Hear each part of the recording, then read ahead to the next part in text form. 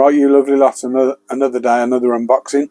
This one's a lot better than the one we had yesterday. Yesterday was just sort of a few minutes going over a few bits and pieces that we had. But because I've got not a lot of space in the room at the moment because I'm moving loads of stuff around, I'm going to have to sort of do this one quite constructively. It's probably a good word. So I think what I'm going to do is I'm going to open this up on my lap, put the contents onto the little bit of space I've got between my keyboard and my Dart Frog tank, and then the second part of this will be sort of going through those and opening those and setting those up.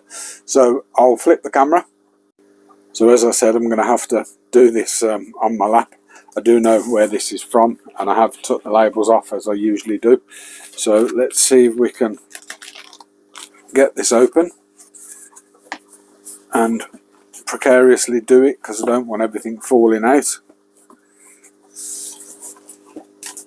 And this is the first time I've seen this, so you're seeing this as I do. So the package comes with a heat pack. The heat pack will be in there somewhere, so there's the heat pack. Let's put this package in. It is still nice and warm, so let's get rid of that. I do like this type of packaging. I hang on to that myself. So the parcel we've got is from Isoking, and Isoking is a seller of lots and lots of different isopods, and you can find him on Facebook. Just search for Isoking. The name is on there. So I'll go through what we've bought. I'll leave the pods till last. So I bought some moss, some sphagnum moss, and I'm actually going to leave this in there. I bought a nice piece of tufa rock. There's a few different types of food. So we've got dead shrimp of you know, as one of them. We've got magic food. I do like the powders. We've got, I'll go through these a bit better actually. So I'll take them out as I do them. So we've got moss, so that helps keep the humidity. We've got tufa, which they love it. We've got dried shrimp. We've got magic food, which is an isopod powdered food. We've got party mix. Again, all these are foods. The beep in the background is the we've got cave confetti. We've got some dried sprats, a bit of oyster shell. The rest of these are substrates, and we're going to be using those shortly. And then we've got some yellow zebra. We've got some I don't know if I'm pronouncing this right, marinella bees, and we'll find those in a second. And we've also got a gift. So I'll get this sort of put away. I'm going to pull the tubs out. I've got one tub set up already for the, not the bees, the zebra. And what we'll do is we'll set up a tub for the other stuff, and I'll sort of go through that with you guys. So bear with me. So as mentioned, already had a tub set up. So there's some rotting whitewood here. There's a substrate mix that I made. There's some moss that I've just sprayed, a piece of cork bark. The soil is pretty dry, but there is a dampness to it. That's just a leaf I've thrown in that had already been eaten, and I've got my bit of cork bark. I may put a piece of tufa in here, but I don't know what's in the gift, so I need to check before I make a decision. I may spray the underside of the cork bark as well, just lightly, so there's a bit of dampness under there. But let's take my seat and we'll get these zebras opened, and we'll put the zebras in.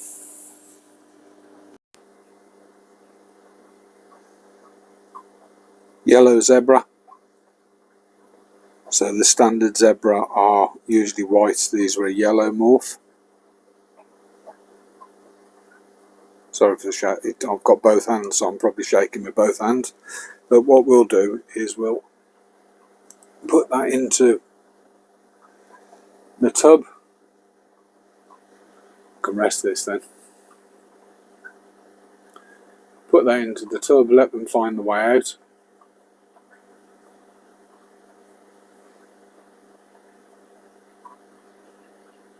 Have a bit of a sniff round. Want to go back in. so much for my tubs. What I'll do is once these are out, I might just sort of leave that or tip that upside down and leave them to sort of make their own way out. But while we're waiting to do, I just want to talk about the tubs. So they're just, I think they're 11 litre tubs. Got them from one of the sort of home shops, B&M maybe. And what I've done is I've drilled holes in the side, got some fly screen mesh and just glued that in with hot glue gun, and likewise with the lid. But all I've done with the lid is just to create a bit of a chimney effect, is I've cut a small hole in the lid. Now if I need more ventilation I can put multiple of these in, either sort of horizontally or vertically, but at the moment these seem to be doing fine. And as I say, I've sprayed that lid, so that just gives humidity without saturating the substrate. And they're starting to sort of make their way out and feel at home. Let's see if I can zoom in on them.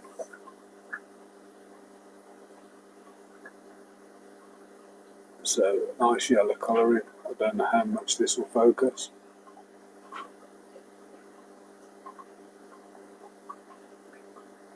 Lovely little pod then. Super shiny. Oh, he fell. But now he's in his new home, or her new home.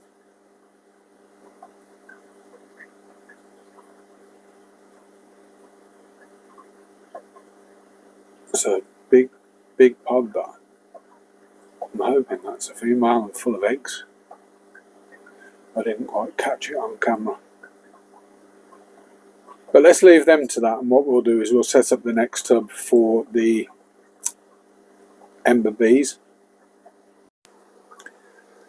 Tub 2, similar setup, nice and empty, and we'll get some substrate in these. Now the ember bees, I'm told, aren't burrowers, so they won't need a massive amount of substrate.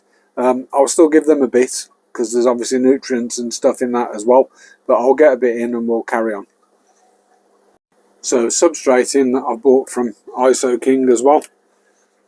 About an inch in this one. Normally I'd go a bit deeper. There's 1500 grams in there of that substrate mix. I'd normally go a bit deeper, but as these next pods are not burrowers, they don't really dig, then I'll sort of leave that quite shallow.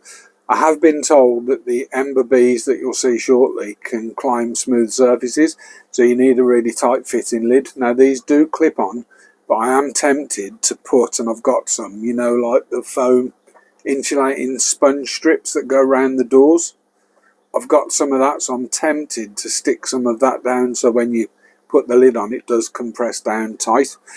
So next then we're going to put a piece of tufa in, and I'll put that piece of tufa, I've got to be careful this doesn't tip off, put that piece of tufa down this end, followed by some moss that I will spray down to keep some dampness, and then finally, if I can open the packet,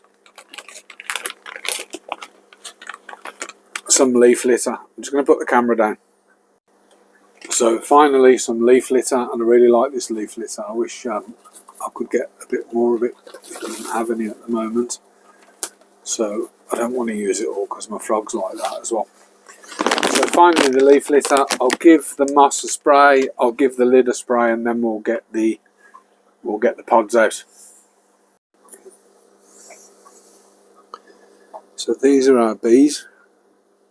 Got to be careful because they will go all over the place.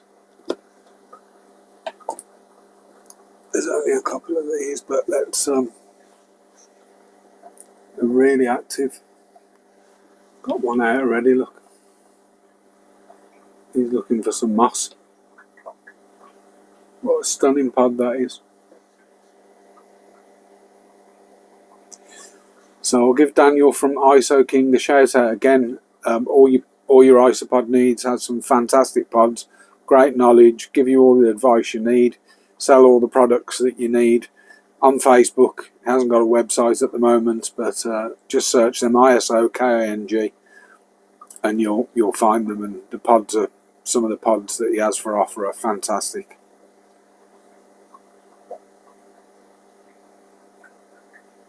Look at that for a pod. So I am zoomed in. And there should be some more in here. I'll zoom back out. See if I can tip that out and wake the others up.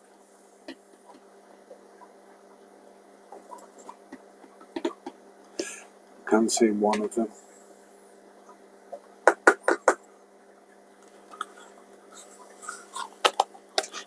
Here he comes.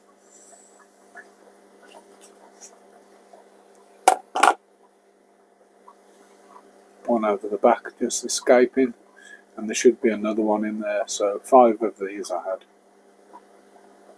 Hopefully I have 500 soon. Oh, there's another one there. So very active pod these. Out and about all the time. I'm tempted to do an acrylic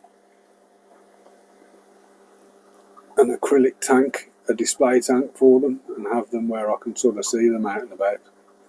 Apparently you have to be careful because if you're doing maintenance they're up your arm and all sorts. But look at that, how stunning is that? So okay, midweek short vid. I have got one pack of pods to open, so I'm going to open that now and have a look, and then I'll get some video of that for you guys, but I'm not sure where I'm going to put those. I need to set up another tub. I'm hoping just a small tub, but I'll have to wait and see. So I'll put these in a big tub so they've got plenty of room to have loads of babies. What I've done off camera to finish then is I've opened up this gift that Daniel sent me. So thanks Daniel. I don't know if I need to put this as a paid promotion because you've gifted me something, but I'll have to look into that. I'll just flip the camera and show you guys what we got. So I don't know what these are. So there's 5 of these.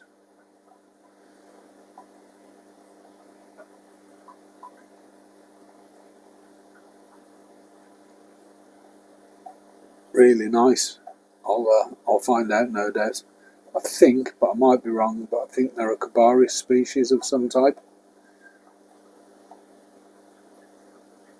Just because of the little face, but there's 5 of those in there. I have sort of tried to separate them out of varying sizes. Where are they all gone? There.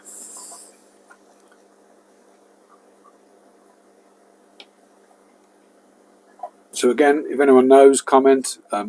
Daniel, I'm sure you'll tell me. I need to focus. There we go. But how lovely are they? So I'll get them a little tub set up and away we go. I'll find out what they are first so I know the requirements. Thanks for watching everyone. Take care. Just as a final add-on then, there were more than 5 of those shrimp shrimp on the brain, land shrimp. There were more than 5 of those pods. I thought I'd separate them out in the moss and put the moss on the side, and when I was putting the moss back in, there were a couple on the table that I had to catch. So there's definitely 7, maybe more. I'm looking forward to finding out what they are. And on top of that, just a big shout out to Daniel, because he also sent some of the foods we spoke about. I did buy some of them, but he's given me some freebies to try out and stuff. So massive shout out to Isoking. Thanks for supporting the channel, and speak to you Sunday.